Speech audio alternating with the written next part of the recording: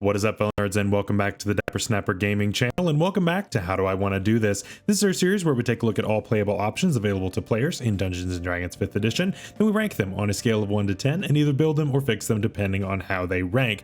Now this week we are talking about the Monster Slayer subclass. We took last week off, of course, with Thanksgiving, so I hope that you had an amazing Thanksgiving, ate way too much if you celebrate that, and I'm looking forward to, of course, the Christmas season starting up this week. I'm super excited. I've got my Santa hat right here next to me. We're good to go. We're good to go. So let me know in the comments down below your favorite Christmas memory or Christmas gift that you've ever received. I'd love to know that down below. But today, the Monster Slayer, obviously this one, this would appreciate bagging a new kill, a new trophy for his or her den or trophy room or whatever it happens to be. But is it any good when compared to the other rangers? We're just gonna have to find that out. Before we do that though, make sure to leave a like on the video and subscribe if you haven't already. As you can see, most people who watch the channel are not subscribed, so please don't be one of those people. Please go ahead and subscribe. We just passed 3,500, which is amazing. Thank you all so much for getting us to that amazing milestone. We are now working on 4,000. I was hoping to get there by the end of the year. I don't know if it's gonna happen. I feel like that's a bit of wishful thinking, but that's okay. We can still try and see how far we can get, and that'll be a lot of fun. Make sure to click the bell so you're notified when new videos are uploaded, and share the video with your friends. So what is a Monster Slayer, right? What kind of archetype is this? What is the flavor we're going for? This is kind of, when I think of this, I think of The Witcher as my first and foremost example, right? This thing is going after these big beasts and trying to take them down, whether for sport or for bragging rights or for whatever it happens to be. You can change the motivations up in a lot of different ways, and it all works. But this one is going after the big game, the big kill, and going to have a lot of fun while doing it. But how strong is it when we look at all the other subclasses? Let's find out. Starting off at level 3, of course, we get an expanded spell list because this was introduced in Xanathars, as I've said before, your PHBs, and then all the way up to Fizzbands, which is weird that just those two do not have expanded spell lists, but this one does. And so we get the following spells here on your screen: Protection from Evil and Good, Zone of Truth, Magic Circle, Banishment, and Hold Monster. Now, of course, when we're ranking this, we have to rank it based on a couple of things. One, does it have this feature? If it does, that's automatic bonus points because there are some that do not have this feature. And then we take a look at it when in comparison with other rangers. And honestly, this one's pretty low on my ranking, right? Protection from Evil and Good is fine. Zone of Truth is fine. Magic Circle is fine. I like Banishment and Hold Monster, but they come really late. So I don't know. The early ones are just kind of okay. They're kind of staples of other classes that really use those, who would have had it much earlier. So they don't get me all that excited. So yes, we have the feature, but the spells in there really aren't that great. So the best I can really do is a 6 out of 10. I think that it's fine. Like, it's okay. It's always good to have extra spells, but I don't think that they are nearly as useful as almost any of the other rangers that are out there. Also at level 3, we get Hunter's Sense, and this basically allows us to be a Pokedex, essentially. So with this, we can use our action to choose a creature that's within 60 feet of us, and we can learn its immunities, resistances, or vulnerabilities. Now, if this creature has some kind of resistance, or it is actually hidden from any kind of divination, then it just comes up as blank, and then you can only use this feature a number of times per day equal to your Wisdom modifier. This feature right here is going to vary wildly in how useful it is. And to me, I think that this kind of a feature is going to be borderline useless, but it depends on your table. Let me explain. At least the way that I run it at my table is that when someone hits a creature with a specific attack, and that creature has either resistance or immunity, or it's vulnerable to it, I go ahead and call that out after the first hit. So if you're trying things and you hit something and it's particularly effective, I let you know that. Now, obviously, that's not something that's written in the official rule book. There's really isn't anything in the PHB that says, hey, tell your players whether or not the creature has resistance or immunity or whatever. It's not there. And so it's kind of a courtesy thing. If your DM does not tell you any of that information and you just kind of have to go with it, then maybe this does a little bit better for you. I tend to think that most DMs are a little bit more benevolent than that, at least in most cases, and are going to allow you to say, you know, you hit it with this thing and that left a really, really big mark, or it just kind of deflected off and did nothing almost. I feel like most DMs are going to be that way. And so, yes, I'm kind of going off of an assumption here, but I feel like it's a pretty safe one. Again, let me know in the comments down below how your table does this, because that really makes a huge difference. But basically, I just don't think you're going to get nearly as much out of this as you think you are, even though it sounds kind of cool on paper. To me, even Extract Aspects, back when we talked about the Cobalt Soul Monk, is done better than this. And that's saying something, being on a monk. I think that is just way better than this. It's less use of a resource. It's just as effective. I think it's just better. So that's where I'm at on this. I don't think it's all that great. I'm going to give this a 5 out of 10. I think it's just kind of across the board, just middling. But like I said, it could go up if your table does not really talk about this kind of stuff. Or if you feel like it's better to just blow this turn one and be like, oh, it's weak to fire. And then your wizard loads up a fireball. You know what I mean? I think that could be the case, but I don't know. Just one, you're going to have people who are going to be metagamey and just know certain monsters, right? And so once you know a monster in the back of your head, you know, it's kind of hard to get around that, but you know, we can't really use that for our ranking. But I don't know. I just don't think that this is going to be anywhere near as useful as what it claims it's going to be. So that's why I kind of got a low ranking. Finally, at level 3, we get Stalker's Prey, which is probably the most useful thing we've gotten here at level 3 so far.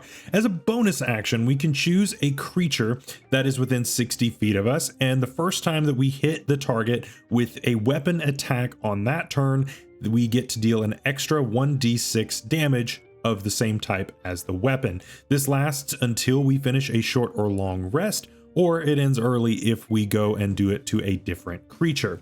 So this is essentially just a slightly worse Hunter's Mark, but without concentration. So, I mean, it's not bad, right? It's not bad at all to have extra damage like this that you can just have for free. It's non-concentration.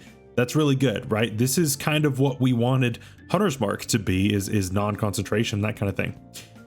However, I've got some issues here, right? While it does stack with Hunter's Mark, you have to set both Hunter's Mark and this up as a bonus action, meaning it's going to take you 2 turns to get off the ground using both of these. And that's a little clunky, at least the way that I see it. And what this does is this kind of paints us into a corner that you're going to find throughout this entire subclass. And we'll talk about this a little bit more as we talk about some of the later features, but the focus of this subclass really is about choosing one big creature and taking that one big creature down. That's the focus here, right? So if there's a bunch of little guys, you kind of flounder, right? Because you're going to have to set that up. And then when that creature dies, there's no transfer. You just have to do it again. And that can be really clunky, especially if you're fighting a horde of a bunch of different things. You are going to be completely ineffective when it comes to using this feature. And that's going to kind of feel bad, I feel like. So that's not great. However, if you're fighting a big bad or whatever, you stick this on that and you're good to go. You don't have to reset it. You're good. And you deal extra d6 every turn and we're fine. So it really depends on the campaign and on the situation. You're going to do better in boss fights than you are in just normal everyday combat. And unfortunately, normal everyday combat is going to be a lot more common, at least most of the time, than going through, say, a boss rush or whatever it happens to be. If you want to use this in like some kind of a boss rush, like one shot or whatever you want to do, I think that feature sounds great. But in normal situations where you got a lot of minions and that kind of thing, I just don't see it shining as much. So it kind of falls flat there as well. So with that, I'm going to give this an 8 out of 10. It's good. Extra damage is always good. It's a bonus action. It's non-concentration. There's a lot of good going on here, despite all of the bad stuff. But I think that it's a little clunky, and the inability to transfer between 2 creatures kind of drags this down a little bit. Next up, level 7, and we get Supernatural Defense. So we're finally going on the defensive after being more utility slash interrogator slash offensive kind of, we now get to go on the defensive a little bit and kind of make sure that we're staying alive to actually take that kill. So with this, whenever we have a target that is being affected by our Slayer's Prey feature from at 3rd level, and it makes us make a saving throw or try to escape a grapple, we get a free D6 added to either of those rolls. Now the grapple is a bit specific, but I mean, you know, if you've got a bigger, burly, maybe even a boss type character that likes to grapple, you're in a decent spot, right? You're in a decent spot. Now your check to get out of it, your actual ability score to get out of it may not be the best, unless you're using acro, which may help. But I mean, overall, that's not the biggest thing. With going for saving throws, that could be helpful. Definitely could be helpful. But again, if there is more than one mage on the field, you just have to 50-50 it and hope you get it right and hope that that one doesn't go after you all the time. So again, here we are looking at, if we're facing one big powerful creature, we're doing really well. But as soon as a second creature shows up, we're kind of struggling a little bit, and that can be tough, right? When you're on the DM side, you know, if you've DM'd at all or you know, watched anybody set up combat, a lot of times you're not going to have only one thing on the field at a time. There's going to be a boss maybe, and then there's going to be minions, right? You're going to have little meat shields here and there. Otherwise, your players just gang up on the boss and the boss just dies, right? It's just not good balancing to do it that way. So with this, yeah, you're going to be dealing a lot of damage to the boss, but all of the minions are going to swarm you, and you don't have any kind of extra help with that. All of your extra offensive capabilities are wasted, and they don't really help out in this situation. And then with same thing with this, your defensive capabilities doesn't matter. If you've got the main like Lich going on, and then the Lich has, you know, a sidekick that also is a magic user, and force them to make saving throws, or it's some kind of different kind of saving throw, you're out of luck when that hits you. So that's not the best. So that's a limiting factor for me. With that in mind, I'm going to give this a 6 out of 10. I think it's fine, but again, like as soon as you introduce a second character, it just kind of falls apart and doesn't really give you as much of an advantage as what it really advertises. At level 11, we get Magic User's Nemesis, and this is similar in function in what you're trying to do as the 7th level feature, but takes it a step further. So when we have a creature that is casting a spell or teleporting within 60 feet of us, we can use our reaction to make it possibly fail. That creature then must succeed on a wisdom saving throw against our spell save DC, or that spell / teleport completely fails. Once we use this feature, we can't do it again until we finish a rest. So this sounds pretty insane, right? The way that this is described is that this is a counter spell that cannot be counterspelled, right? So it doesn't say that there's any kind of somatic component that can be seen or can be stopped in any way. This is not a spell itself, so there's no counterspell aspect to it. So that's really good, right? That's a huge positive. One thing I don't like is that the way that this is worded is that once you force the save, whether it succeeds or fails, you've used the feature and it's gone, not once you succeed once. So that could be a little annoying if that ends up being the case. But again, the biggest issue here is that your spell saving DC is probably not going to be the best just because you're a ranger, right? Wisdom is going to probably be your second best stat at best. It might even be third, depending on where you have Constitution. So that's a bit of a problem when I think about this, because my saving throw DC is probably not great. It's probably not that high, even though I really wish that it was.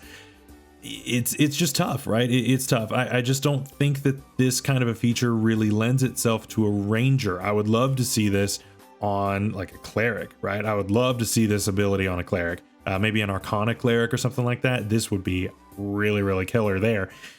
But on something like this, I just don't see it as being nearly as useful, just because we only get to do it once. If they pass the save, oh well. And that's tough, right? It could waste a legendary resistance possibly, and that could be good, but I don't know. I just don't see all the hype behind it, unfortunately. So I've got to give this a 6 out of 10 as well. I think it's fine, but I do think it's above average, but I don't think that I can really go above that on something like this. Finally, level 15, we get Slayer's Counter, and this is similar to Supernatural Defense, but takes that feature one step further. So again, when we have a creature that is being affected by Slayer's prey, and it forces us to make a saving throw, not the grapple, unfortunately, but just the saving throw part, you can use your reaction to make one weapon attack against that creature. You make it immediately before making the saving throw, and if the attack hits, you auto succeed on the saving throw in addition to the attack's normal effects. This is interesting, right? Getting an auto save on a spell could potentially be really good, and it's based on your ability to hit an attack. I like my chances in hitting an attack a lot better than succeeding on a saving throw, at least as a ranger I do, at least most of the time. I think that this is pretty cool and really nice. It's very late to be getting something like this, which kind of sucks, but ultimately it's pretty cool. I think that you're going to be making saving throws a lot at level 15, whether it's a strength saving throw on being pushed prone by something big, or if it's any kind of spell that forces a saving throw of any kind. This just gives you an extra attack during the turn, and it also allows you to potentially just get through that saving throw that could potentially be really, really nasty of an effect if it's something like a banishment, or it could really be anything, polymorph even. There are a lot of different possibilities that you could run into at level 15 that you really do not want to fail. So I think that's pretty nice. I think it's cool. I think that's an 8 out of 10 as well. There are definitely better features out there for level 15, but I don't think that this is necessarily among the worst. So what do we think of this subclass? As you can tell, I'm not the biggest fan of this subclass, and really it all comes down to one thing. It really comes down to the fact that our flavor that we're going for goes all in on only killing one creature, right? We have picked out one thing that we want to kill, and we're okay at killing that one thing. But as soon as a second guy shows up, you might as well throw it out the window. We have absolutely nothing special to offer as soon as a second thing walks on the field. And that's really problematic to me. I just don't see how we really can shine in a way that affects all creatures rather than just one specific creature. And that can really put you in a tight spot. And I just don't like how restrictive this entire kit comes together as. Are there some decent features here? Sure. Do I think that it's absolute trash? No, I don't.